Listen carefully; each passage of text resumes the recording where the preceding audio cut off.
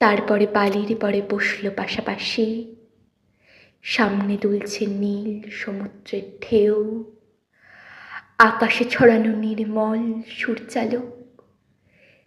Lessee তাকে খুব আস্তে আস্তে বললে, এই সেদিন তুমি এসেছ, 2 দিন পরে যাবে চলে।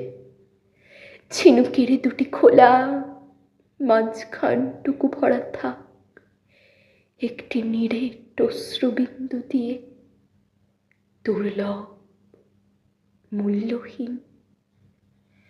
কথা বলবার কি অসামান্য ভঙ্গি!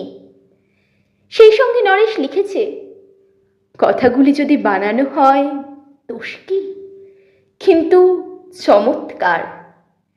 হিরে বসানো সোনার ফুল কি সত্য?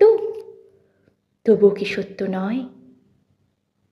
বুঝতেই পারছো, একটা তুলনার সঙ্গে তোর চিঠিতে অদৃশ্য কাঁটার মতো আমার বুকের কাছে বিঁধিয়ে দিয়ে জানায়, আমি অত্যন্ত সাধারণ মেয়ে।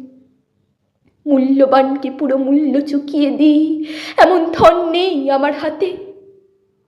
হোগো, না হয় তাই হলো, না হয় ঋণী রইলেম চিরজীবন।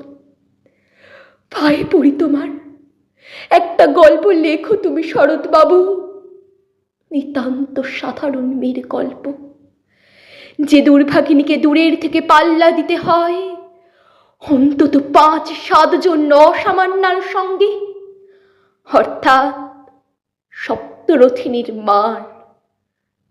বুঝে নিয়েছি, আমার কপাল ভেঙেছে, হার হয়েছে আমার। কিন্তু তুমি যার কথা লিখবে তাকে জিতিয়ে দিও আমার হয়ে।